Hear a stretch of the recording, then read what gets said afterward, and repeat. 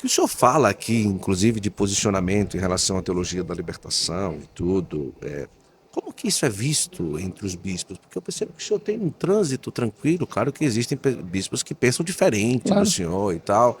E como que isso acaba se tornando uma normalidade de convivência e tranquilidade, porque todo mundo, Capelã, todo mundo muito animado e brinca e tudo, e percebe que o senhor tem uma presença tranquila entre os bispos, mesmo sabendo que nem todos concordam com aquilo que o senhor carrega como verdade, né? Alguns até pensam que eu não gosto de Francisco porque gosto de Bento.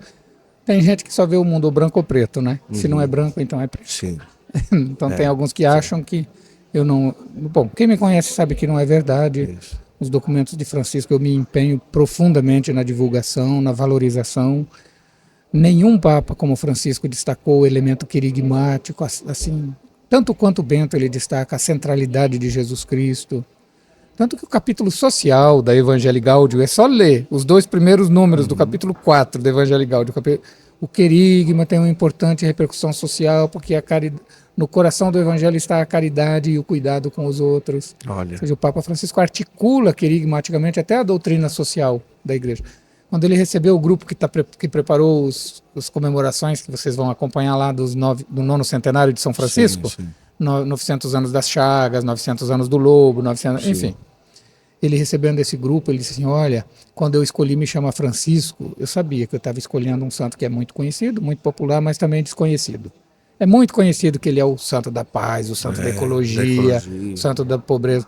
Mas o desconhecido é que é tudo isso por causa de Jesus Cristo. Foi seu encontro com Jesus Cristo que tornou-o atento a tudo isso. Então, para Francisco as coisas são muito serenas e o pontificado de Francisco e de Bento tem no fundo, tem uma grande continuidade, apesar da formação distinta, sensibilidade distinta, experiência de cada pessoa é única. Mas tem como o Francisco mesmo destaca, muitas vezes há muita proximidade em temas fundamentais.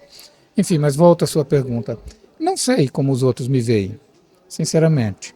E posso lhe dizer com franqueza que eu não me preocupo mesmo com isso, não faz a menor diferença para mim. Eu, com relação aos colegas bispos, com relação aos padres do Rio de Janeiro, que a maioria tem uma sensibilidade mais, assim, mais conservadora, mais não conservadora em si, porque tem muita pastoral. É Mas porque tem, esse nome é é, uma conotação que se é feio, tornou. mas é bonito, Isso, né? isso, Conservador é isso, bonito. isso. Progresso também é bonito. Isso. Mas nós temos padres no Rio de Janeiro ligados a PJ, ao estilo antigo de Sim. PJ, e padres ligados a comunidades eclesiais de base, Sim. ligados a uma vertente mais social da fé cristã. Não tenho a menor dificuldade com esses padres e valorizo o trabalho deles. Inclusive, um deles é muito próximo a mim, chega a me pedir para ir celebrar missa na paróquia dele, 7 da manhã no domingo. Olha Se que isso é coisa que coisa. se pede para uma criatura, o Niraldo pede para mim. Então, eu não, sinceramente, essa questão das diferenças, da sensibilidade, Sim. que causas acentua, para mim isso é absolutamente secundário. O importante é a unidade da igreja, a comunhão da igreja em Cristo. O que não pode haver, e isso então me irrita um pouco, é quando há partidarização. Que mesmo a politização da fé tem um nível de aceitação. Se a fé não tem uma consequência política, está faltando uma coisa. Isso. Tem que ter consequência no público, na construção da sociedade, na organização do mundo a partir dos valores. Porque Deus fez o mundo para isso, para viver na harmonia, na paz, na felicidade. Então a fé tem que ter consequência social, tem que ter consequência política. E, inclusive, os fiéis cristãos têm que se filiar a partidos. E não tem nenhum partido que a gente possa olhar e dizer Sim, perfeitamente. Não claro. tem. Então, as questões políticas, para mim, não são nenhum problema. O problema é quando a gente, como bispo ou como padre, opta por um partido, faz campanha, fala de candidato. Isso é uma distorção. Não é o papel da hierarquia na igreja, não é o papel dos pastores na igreja. Nós temos que respeitar o direito de consciência dos fiéis. Nós não temos que determinar voto de ninguém. Nós não temos que escolher candidato para ninguém. Nem para a direita, nem para a esquerda. Não é nosso papel. E quando a gente vai a esse nível, a gente compromete aquilo que é próprio nosso. Compromete a eficácia do ministério. Meu ministério é para todos. Não posso escolher um partido. Do contrário, eu mutilo o meu ministério. Então, mas voltando novamente, a pergunta, eu não me sinto com nenhum tipo de dificuldade em relação aos bispos do Brasil. Um dia eu vi o senhor falando na Rede Vida, se eu não estou enganado, por indicação de pessoas internas lá, sobre o sínodo na época. Eu fazia 1 minuto do sino, do pessoal Né? brincava comigo dizendo que a vinheta demorava mais que a minha fala. 1 minuto. Era 1 minuto e 30 segundos mesmo. E eu sempre achei o que o senhor fazia de uma forma muito que esclarecia bastante, né? Porque criou-se uma possibilidade de tipo de confundir sínodo com mudança, confundir escuta com tipo a partir de agora vai ser diferente e tal. E como que o senhor se portava nesses minutos? Com qual intenção o senhor fazia isso? E até que ponto o católico ele deve enxergar o sínodo com medo ou sem medo, com tranquilidade ou sem tranquilidade? Sem medo nenhum. Quem governa a igreja é Deus.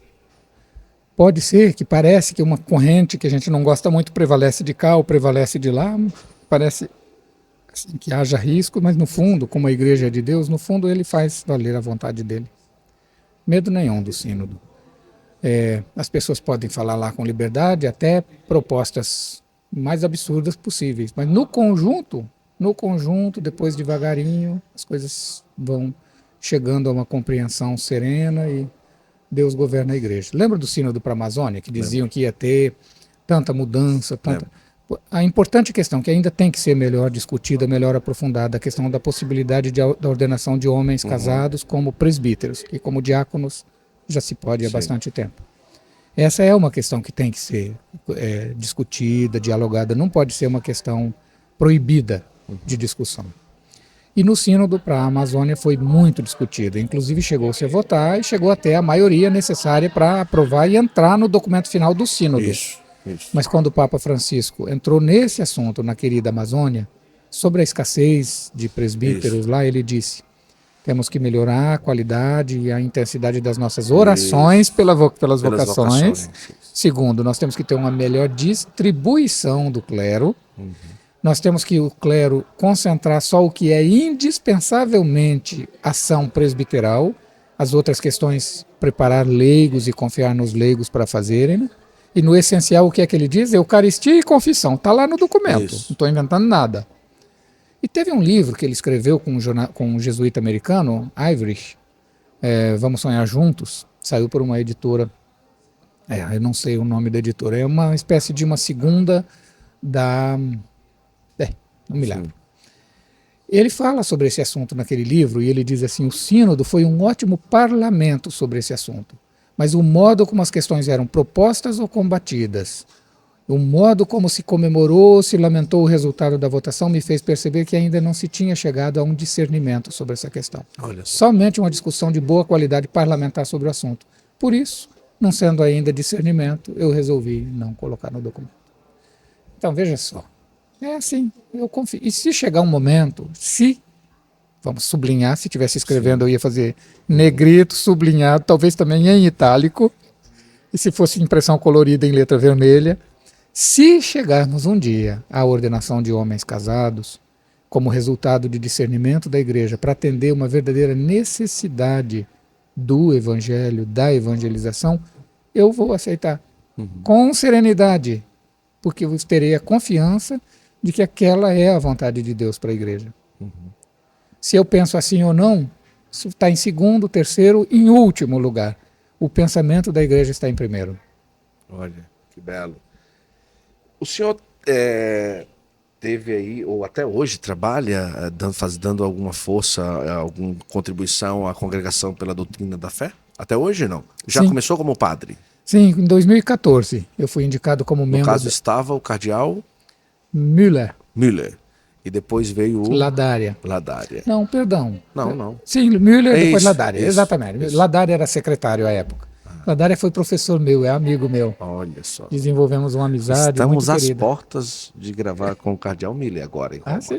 Vamos rezar. Sim. Temos a intercessão de um padre muito próximo, talvez de um Eu tenho o zap do secretário dele. Ah, O olha, dele desculpa. mesmo, se tenho, não sei. Que maravilha. Vamos tentar por uma via, não é? E depois pela segunda via um pouco mais forte. Mas vamos lá. Então depois o Ladária, né?